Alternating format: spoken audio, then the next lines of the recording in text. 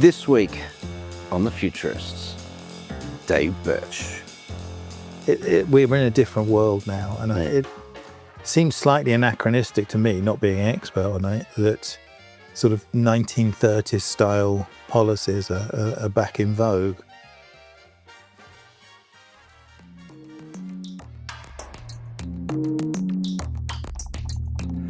I think, you know how it became a thing to have vinyl records again? Yes. I think doing podcasts in person again is like the next serious trend. The next vinyl record. I think coming so. back doing. I think it's coming back because this is so much more fun than doing it online. It is. It's great to have you at my home in Bangkok. Oh, thanks for inviting me. We're right in my studio right now, so Which is awesome. Thank you. So it's good you were here for Money 2020, of course. I wanted to, we've had you on Breaking Banks more times than I can remember.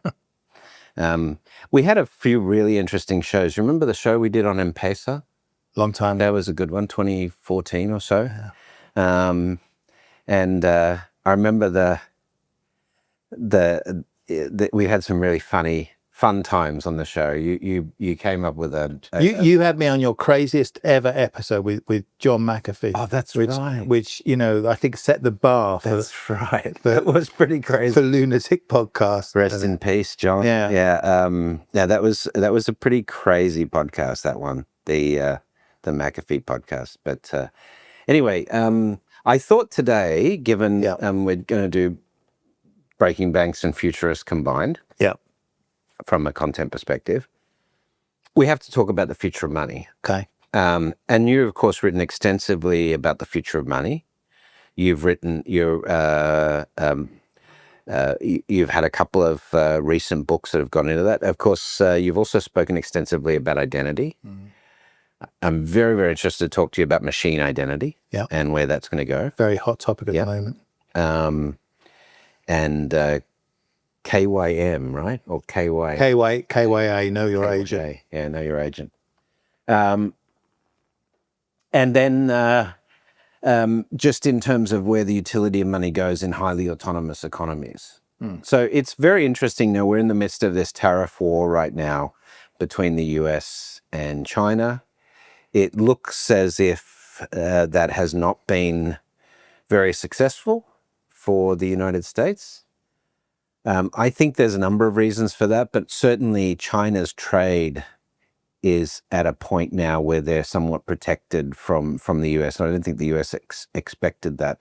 But the other element that I've seen over I've been going to China now since 2001 was my first visit to China. Of course, lived in Hong Kong for 7 years. But the really interesting piece of what I see happening in China is the industrial scale application of autonomy. So, the dark factories, there are, there was reported earlier this week, that Xiaomi and Huawei have these factories that can spit out new phones, one new smartphone a second, and these are completely humanless factories. Mm. The only staff that come into the factory, they have the lights off, they're called dark factories. The only staff that come in are the cleaners and the machine repairers who service at night.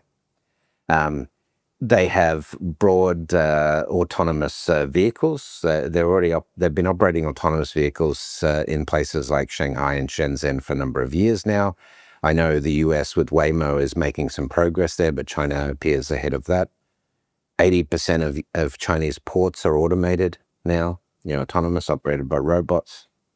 Their application of solar, they deployed more solar. My listeners will be tired of hearing this, but they deployed more solar last year than half of the planet. So there's a lot of next generation infrastructure happening in China, and the US's attempt is to sort of onshore manufacturing again because of this. But, it's complicated. They don't have the tooling skills. They haven't really got the STEM education support for this. They don't have the government incentives that China does for supporting the industry. I'm not really an expert on this sort of thing, but the observation that caught my eye about it recently was I think something like a third of the Chinese Communist Party Politburo are engineers and have worked as engineers, And I don't know what the commensurate figure in the UK. So I think at the last count, I think there was one member of parliament out of 630 who'd ever worked as a scientist or an engineer. That's pretty interesting. And I think, I don't know that many, US, lawmakers, Senators, congressmen. but I have the impression they're all sort of they're lawyers mainly, aren't they? Yeah, a lot. Financiers, right? So I think there's something to what you're saying there, and I certainly think, if I mean, it's a kind of flippant comment to make, but if I was the dictator in charge of bringing back manufacturing jobs, I'd be deporting robots, not people from Haiti or It's like we're in a different world now, and it seems slightly anachronistic to me, not being an expert on it, that sort of 1930s style policies are back in vogue. But as I say, where that's going to go, I really don't know. But if we start talking about an area that you are obviously very well informed on, which is the payment space. You've been working in that space for a long time. And when we look at the payments layer that is going to have to accompany this large-scale autonomy, so when we start looking at autonomous payments, agency-based payments, smart contracts, all of that next generation infrastructure we're going to need financially to operate the autonomous world, that's something that you're obviously I think the way to think about it, I always have models. I need to think things through, So I think, and you and I have talked about this before, there's this concept of digital public infrastructure. Countries need digital public infrastructure. And in some countries, that's very centralized. You have a centralized, so DPA. So the digital public infrastructure is basically digital money, digital identity, and digital data exchange, open data. And in some countries, that's very centralized. The government provides, like India or somewhere, the government provides the digital identity. The government makes everybody use one value exchange system. And, in time, they'll have open data and so on. So I think the way to think about it is, what's the equivalent of digital public infrastructure, but for machines, not for people? Right. What does that look like? And I don't know. These are early days, but I think we can make some reasonably informed speculation about it. So the first thing is the digital money. Like how are agents going to pay each other? And I think there are two strands that are worth working into the thinking there. One of them comes from a very unusual source.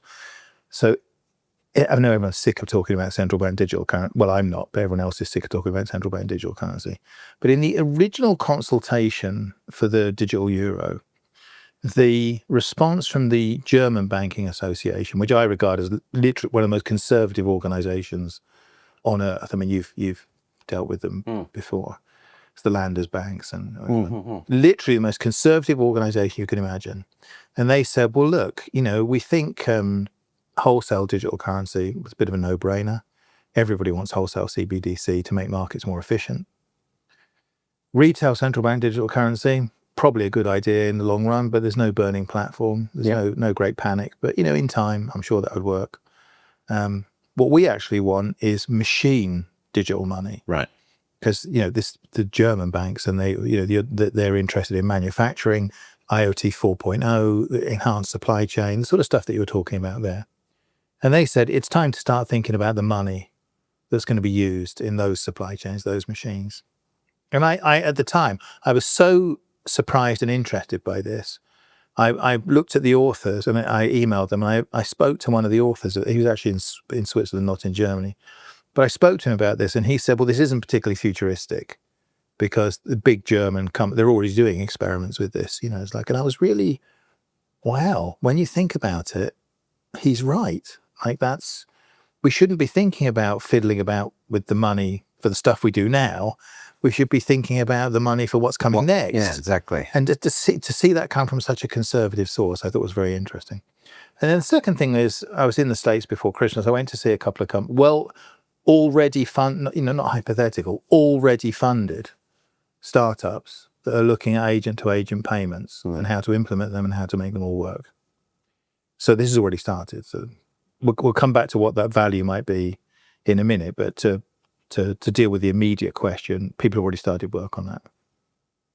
So the digital money. The digital identity is a bit more complicated. Some work has started on it. We have this concept of KYA, Know Your Agent.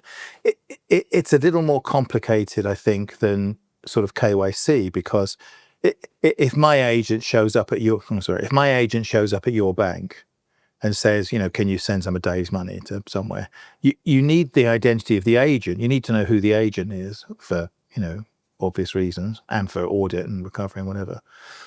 But you also need to know that I gave it permission to do that.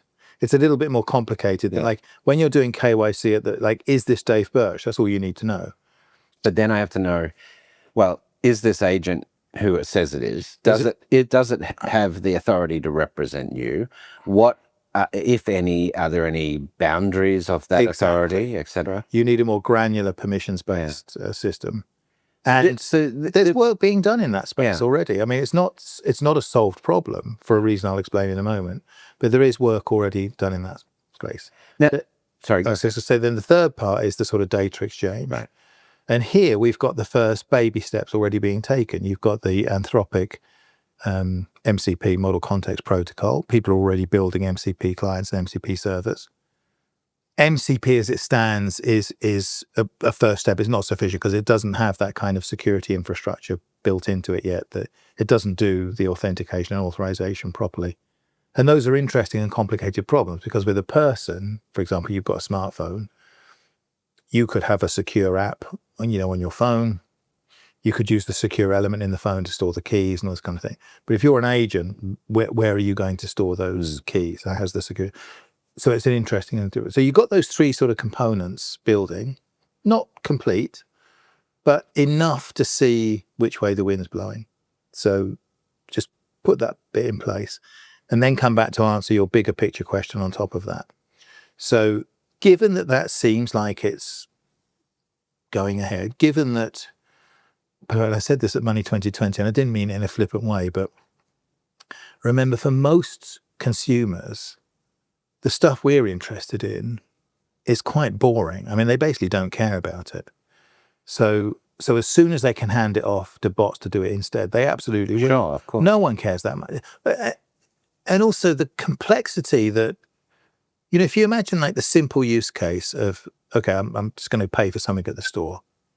And if I was a rational person, I would stop at the checkout and I would think, okay, should I use my Amex Platinum card, which is literally the most expensive way on earth of paying for anything, and get the membership rewards, which I could then use to trade for British Airways miles? Or should I use my British Airways Avios and get the miles? Or should I use my John Lewis card and get the cash back?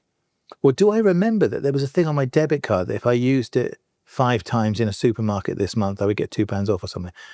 Okay, well, that's quite an easy problem to solve, right, Brett? So all I've got to do is just go to my calendar, have a look at the places I'm going to be going over the next few months, go to the British Airways website and look at what the cost of the flights to each of those places is, and then go to the Avios website and see how much they would cost in Avios, and also how much they would cost to go in economy and then upgrade with Avios. So you get the rough exchange rate for the different things, and then work out what the exchange rate from the and it's quite simple, but for other people, they might not do that.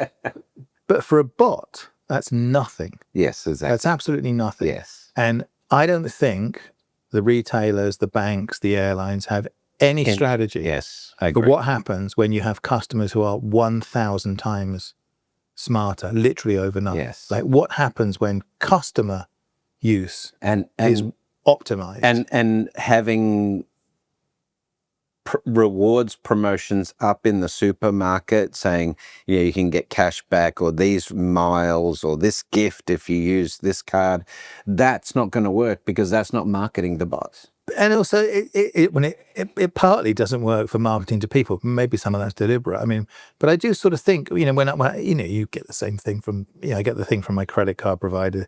They're doing these card linked rewards. So if you go to Marriott and then you go to, Pizza Olive Garden, and you do it in May, but you take your grandmother with you, you get, and it's like, you mean, like you start reading this and you're like, I can't be bothered. Yeah, This it's goes just too away. complicated. Okay, so when you come to the near future world that you're talking about here, you do have to ask yourself, how's that going to work?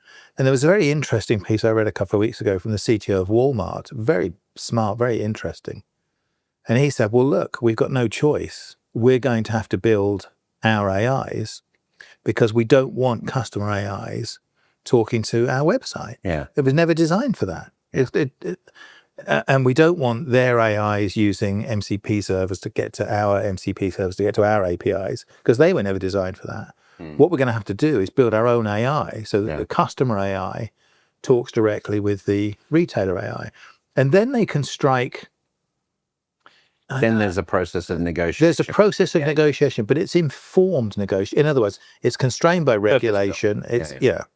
So to me, none of this seems crazy. I think this is, it's not there yet, and it's fascinating and interesting. And I strongly doubt that any of your banking clients have any strategy for what happens. No, I would say there's very few. The other element of this that seems fairly obvious to me is the reason we need not only, AI infrastructure for companies like Walmart to handle the incoming requests from AI agents that we're going to have in the consumer space. But the other thing that's fairly obvious to me is that the payments rails that we've historically been using, SWIFT, ACH, Visa, MasterCard, and so forth, these were built in the 1970s when compute power and telecoms infrastructure were at their most expensive. You couldn't send huge amounts of data because we had to transmit over these copper wires, over modems, we didn't even have broadband at the time. You also have at the same time, compute power, which is fairly nascent. Smartphones now have billions of times more processing power, right? So you could send only a small amount of information. So what we had to do is we separated authentication from the transactional element of payments because of the data restrictions we had sending data through those early networks. We don't have those restrictions anymore. So why isn't it that every transaction that we're sending doesn't have detailed identity information parsed with the wallet address as well as the transactional information? Well, when you say detailed identity information, of course, you're saying that to a horrible identity nerd.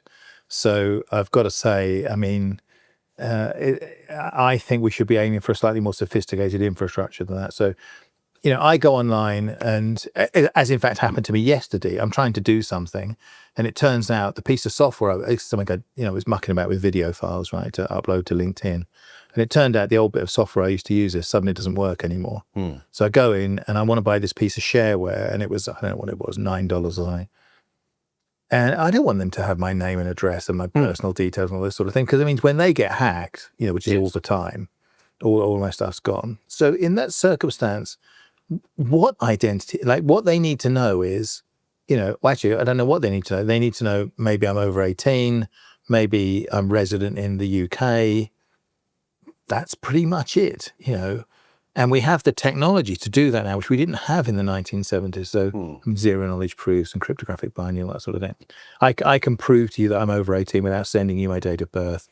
I can prove to you, all sorts of things about data. So you're right. So I'm technically in my head, I'm translating, when you say identity information, I'm translating that into sort of proofs of identity information, verifiable credentials. But yes, you're right.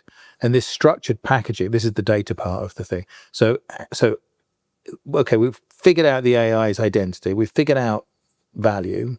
We haven't. We'll come back to that in a minute. And now we're going to, the other part of DPI is the data exchange. And there we have, the MCP and the structured context data. So this idea that you package up the credentials and all the other stuff you were talking about, it all goes in a bundle from my AI to your AI.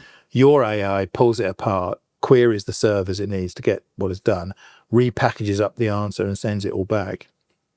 that's actually a pretty attractive future. Yeah. Because then when I say to my AI, oh my God, I forgot I was going to go to stay at Brett's. Can you move my flight back by a day? And can you book the hotel for an extra night? Oh, and can you arrange a grab for me at 5:00? Which are not complex requests, really. I mean, but right now you can't do that. You've actually got to, I can rebook the flight, but then I've got to go and log in myself because it can't pay the flight change fee and this sort of thing. That's not that far off. That's not that far away. So now let's take the futurist view on that. So I can understand how, let's say for sake of example, you have a server which provides very good quality weather information from that. Your server becomes very trusted. People want to use it. So when I'm trying to work out, what I'm going to wear today, or when ChatGPT is doing it for me, it will cheerfully pay your server, a tenth of a cent or 100th of a cent to do that, rather than look at untrusted sources. In the early days of the internet, there were lots of people, me included, who thought that a system based on some kind of micropayments infrastructure like that would be better than what we ended up with, which is advertising-based walled gardens, that kind of thing. So do I tell and we're talking about agentic commerce here. So right. So I'm telling the agents what to do. The agents are going to go and figure it out themselves. Sure. This is a world of, vector databases and MCP queries and all this kind of thing.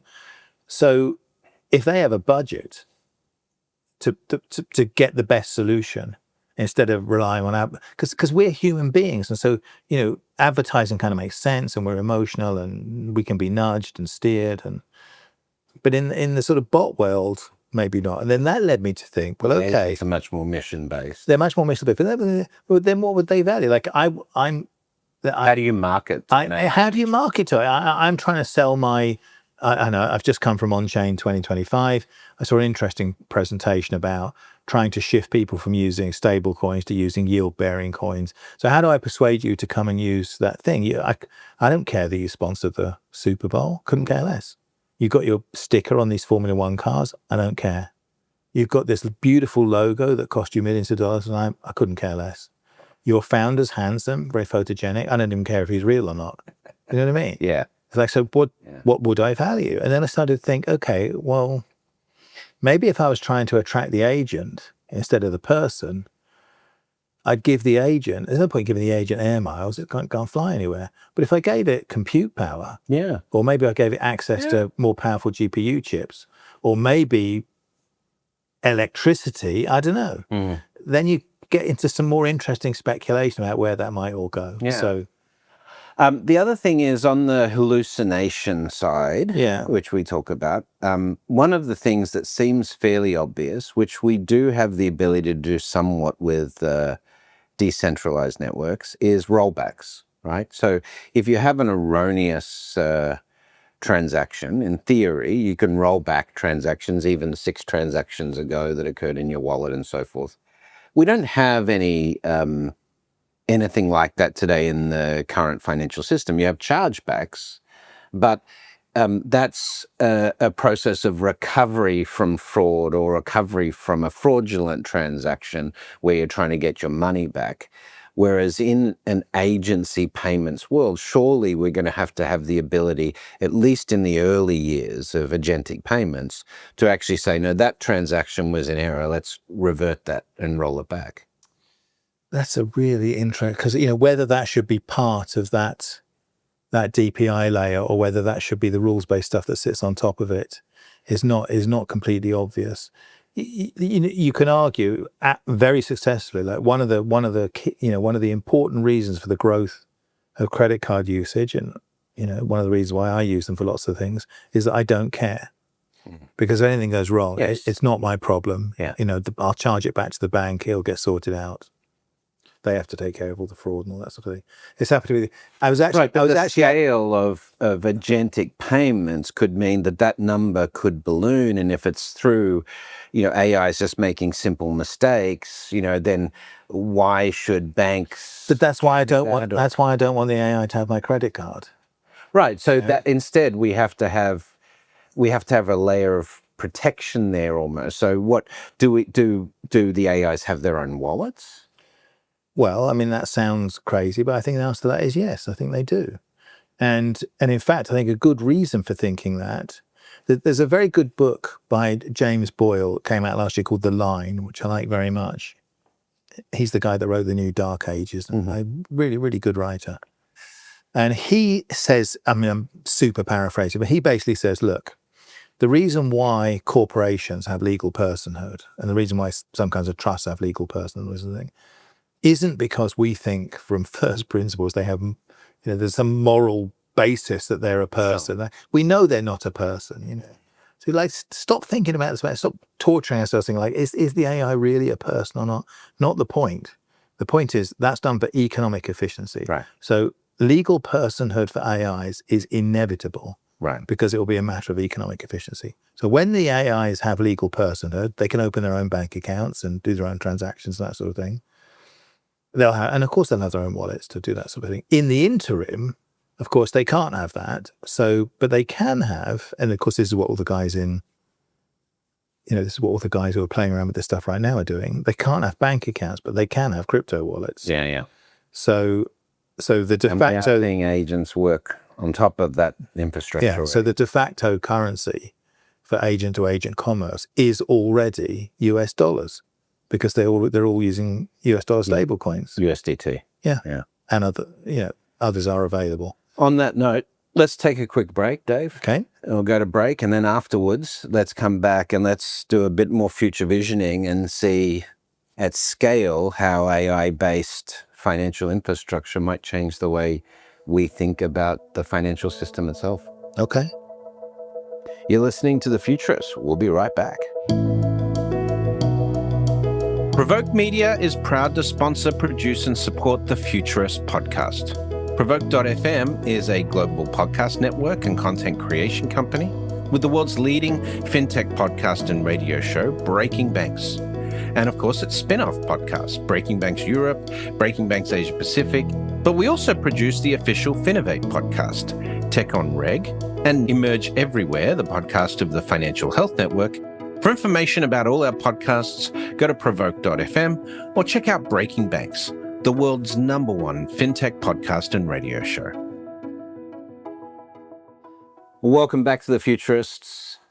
I am Brett King. I'm with Dave Birch, the futurist who's looking at identity and payments infrastructure for the machine world right now.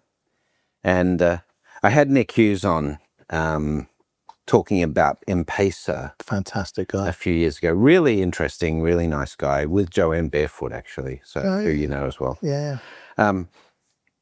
But back in it was very interesting because, when he described for me the early prototype MVP of M-Pesa in this little village in Kenya. And it's like, that's tokenization. A lot of because essentially what they've done is it sort of was early tokenization, I think. But you were involved in that project as well, right? But it looks like, because it really isn't, because although with M-Pesa it looks like you're sending the money from your phone to the other person's phone, in reality you're not. No, yeah. What you're actually doing is sending a message to the central system, and the central system then sends the money to the other account. So it looks like you're sending it from person to person. Actually, you aren't really. Yeah. What's different about if I'm got a USDT stable coin and I'm sending it from my phone to you, is it really is going from me to you. It isn't going through a central system. So. Yeah. But Nick is one of the people him and Susie Loney, who were the team that built that initial, are just wonderful people. So now he's working on carbon credits, which really great area to be looking at in terms of development. But as we move forward, it seems to me, plenty of people, Bill Gates included, Elon and others, are talking about universal basic income. They're talking about the fact that within 10 years, our pattern of work will have definitely changed. I wrote about this in The Rise of Techno-Socialism, of course, because the level of automation in the system will require us to work less. We'll have UBI, and UBI will cover our basic needs, but we'll still have to work because our basic needs won't be enough to get new iPhones and travel and things like that. So you'll still have some work. But this is the sort of world that could be 10 or 15 years away based on high levels of automation, particularly in developed economies, certainly in a place like China. But if we take it another step further, we take it another 10 or 15 years out. So we're looking at 2050 now. And now you have large-scale automation where it's conceivable in the most advanced economies that a lot of your daily needs will be looked after by AI, right? Healthcare will be optimized for AI. Education will be optimized for AI. Every child will have their AI teacher that will, be a full-time coach that helps them. Food production will be automated. Transportation and shipping will be automated. Most production facilities will be dark factories automated. In that world where there's so much automation, what is the role of money? If you can just take resources and convert them at that level of efficiency and distribute them so efficiently, then what utility does money have in that environment? Well, in the long term, it's not obvious that money, as we know it, survives. And that sounds slightly crazy, but I think it's very well founded. I was talking to Matt Harris about this from Bain before. He wrote some stuff about this as well. The sort of the common theory of money is, I want some eggs, you want some fish. I don't have any fish, you don't have any eggs, so we use money as an intermediate to replace the double coincidence of wants. But if you take that forward and we start living in a world of digital asset and tokenization and that kind of thing, why would I? And so I have assets which are hopefully growing in value and that sort of thing. So I have my digital assets which are stocks and bonds and gold and bits of who knows what. It doesn't sort of matter. In the kind of intermediate world which we're about to move into, because I don't think that's hyped. I do genuinely believe the whole kind of digital asset tokenization stuff that is the next generation financial market infrastructure. So at the moment, I take my 2 square inches of the Mona Lisa and my right to travel on this train and a ticket for going to see U2 or whatever, and I sell it and I get money, and then I give you the money, and then you use the money to buy the stuff that you want. But actually, why don't you just get that basket of assets yourself? In other words, what's the point? Since you can trade them away in liquid markets as well if you want to, why doesn't your AI and my AI just do that? Yeah. So you want some paint, I've got some, I know I can trade these eggs for that token, that will get me the paint that Brett wants. That sounds crazy when it's people doing it, but this is nanoseconds for agents. Because if you're talking about liquid markets for these tokens, in other words, whatever basket I've got can be turned into whatever basket you want. And neither of us are involved in it, of course, because it's boring. So that's why the AIs do that sort of thing for us. We're not interested. I mean, again, you probably think I'm being very kind of superficial about this, but in that future world... This is why I wanted to have the conversation, because... Well, I think you can broadly categorize... You say financial transactions. I would say, okay, I can put financial transactions into 2 buckets. 2 buckets. There are transactions that are boring, which is most of them, and there are transactions that are baffling, which are the other ones. So for me, paying my car parking is boring. Right. Me trying to work out which savings account I should have is baffling. Right. So in both cases, I don't want to do the boring thing because it's boring, so I'll get the AI to do it. And I don't want to do the baffling. I don't want to do the baffling thing because the idea that AI will be better at working out what to do. For 99.9% of people, even the most rudimentary bot could make better choices about savings accounts and whatever than I do. There's a small number of people, your bot might be actively managing it in real time, every second of every day, and that's its only thing to do, and it doesn't get But even then, the stuff that you get stuck on with your taxes, is my butler's shirt dry cleaning tax deductible or not? Yeah. Well, the AI will know that as well. Bang. So it's bang, it's done for you. Yeah.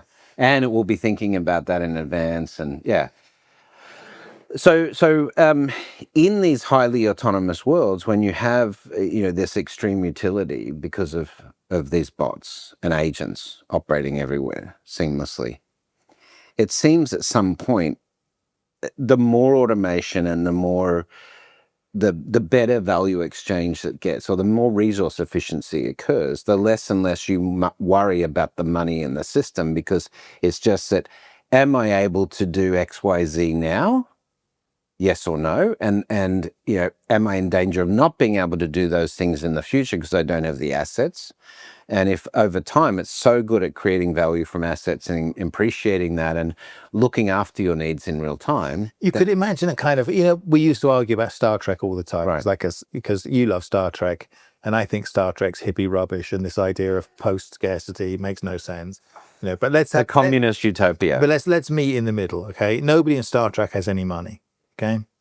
But the idea that there's no scarcity is ridiculous, because there will always be scarcity. There was gold-pressed latinum was scarce, or gold-pressed latinum was the thing you couldn't put through the replicators. Yeah. That's right. But there's always going to be things that are scarce. Your attention span, for example, is scarce. There's always going to be demand for that. So what happens in the middle? The people don't have any money. They don't care about money. That doesn't mean there's no asset exchanges going on in the back. That there's no valuation. Like underneath the hood. So the utility is still there, but you may not value it in the same way. You may not have money as the intermediary. You may just go to having baskets of assets that are moving around, and that, to me, doesn't seem that implausible. I mean, I think that's. It sounds futuristic, but I don't think it is that futuristic. No, but if you then don't care. Right, so if you then extend that another 20 or 30 years, so the second half of the century, then when we've optimized resource efficiency, when energy is basically free because of fusion and renewables and so forth, the only limitation on the system is we come back to the limits to growth theory, and you can't have infinite growth on a finite planet, so you need. Well, I'm looking out the window of your apartment, which is fantastic, right? Thank you. This is scarce. Yeah. Right. There's lots of apartments in this building that don't have that balcony. Yeah. So that's scarce, and that's not going to change. Like all the buildings in this apartment can't have that balcony. I mean, they can have an LCD window that maybe looks like a balcony, but it won't be the same as going as. So there's always going to be scarce things. So there's going to be value, but it's just taking things out of assets that earn and work for you, and turning it into money as we know it now, and so it doesn't make any sense. Maybe the scarcity comes from. Well, I think, like, how are people going to choose to live in the future? I mean, are they going to be much more mobile? We are seeing a shift with millennials and Gen Zs and alphas to less concern about asset bases and more experiential, the digital nomad experience and things like that. So you can see a lot of humanity moving away from the sort of things that we've found valuable in the 80s and 90s, in the post-60s world, which is, you need to invest in real estate and you need to, invest in stocks, to now where people are saying, well, now those things are not as important to me, because what they were designed to do is give me access to a lifestyle in the future when I retired that was, affluent, where I could travel and live where I wanted. But now I can do that anyway. So now let's invest. Well, this is the argument that says, when I'm retired, I'm going to need to pay the electricity bill. Right. So I need to put money into assets so that when I retire, I've got money to pay the electricity bill. As opposed to, well, why don't you just put electricity into your savings account? Yes. Yeah. And, electricity is going to be free in the future, hopefully. Maybe nearly. Maybe. Yeah. But I think you're onto something with this point about there is definitely, I mean, I'm not an expert on millennials and generational shifts and all that sort of thing, but even to me, it's obvious. Yeah. The things that I valued when I started my career, like, getting my first company car. I mean, I remember I was so excited I get my first company car. The number of kids that even bother getting driving licenses. It's so true. Like now it's a really good, like who wants a company car now? Oh, well, I've got to pay for a car park for it. I'd rather give me a Grab account, I think it'll be a bit like, so my assistant loves riding horses. So, she has a part share in a horse, and N times a week she goes and rides around. Musk has said this. He said owning a car in the future will be, like owning a horse today. I kind of think that, or a canal boat or something. Yeah. But, I mean, you'll go out at the weekend and maybe drive it around a bit. Actually, you won't be allowed to drive it in the city because the insurance will be prohibited. Well, because humans won't be able to drive it. If you want to drive yourself, the insurance you'll have to pay will be so insane. Great. It'll be insane. Because maybe robots will be much, much better. Of course. And in fact, the figures already show that. That's not even speculative. Yeah. So I think you're onto something with this. Now, trying to work out what that means for financial services, I think is very complicated. I did some work for an insurance company recently who were looking at customer acquisition in the in a kind of strategic horizon. Because in my head, I sort of see insurance companies as being quite conservative, but they were working on a project which was 3 to 5 year. So they were saying, how do we make sure in 5 years' time, when that kid goes to get their first car insurance, their first travel insurance, their first renter's insurance, how do we make sure they come to us for that? In order to do that, we have to start working with them now. So where are those kids now? And because I'm old, I just thought, they're mucking about on the internet, doing the TikTok shoot yourself in the head challenge or whatever it is they're doing this week. But actually, if you look at the numbers, they're in Minecraft. They're in Fortnite. They're already in. I invested in Roblox actually. Roblox is a good example of it as well. Yeah. All right. So we are getting to that point where we need to wrap. But let's go on a journey. Okay. To 2050. Okay. And presumably, much of what we think of as banking infrastructure today will be already highly autonomous, AI run, right? There's not much of the internal operational aspects of a bank that won't be on AI in 2050.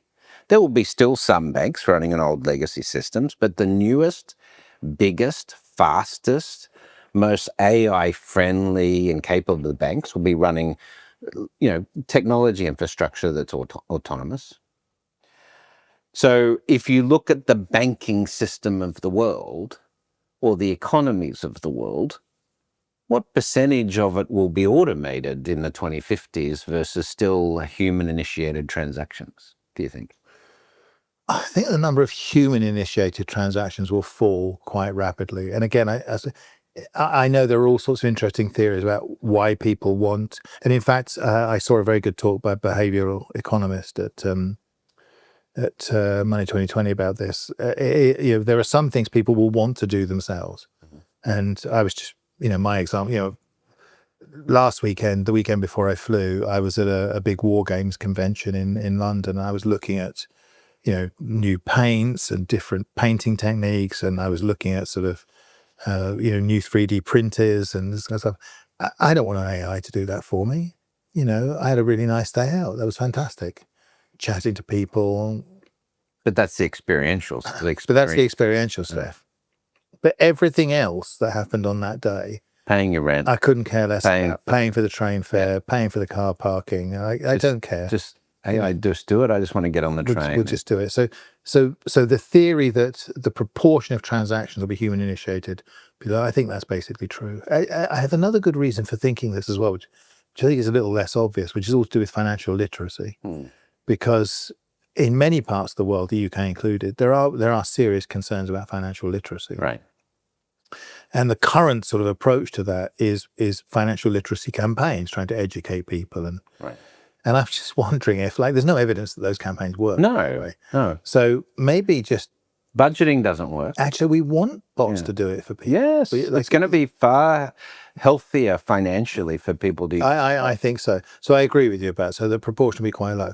What that translates to in the marketing and sales, I'm really not sure. This is one of the reasons why I'm so interested in it, is because I don't know. So when you come down to that basic question of, my bot has earned some money from doing something, or maybe I've earned some money that the bot's got, and it's going to go and park that money somewhere. So is it going to put it in a savings account, or is it going to buy a yield-bearing meme coin, or is it going to, I don't know, buy a lottery ticket? I don't know what it's going to do with it, How do you persuade it to, like, if it's decided to get a savings account, how does your bank persuade a bot?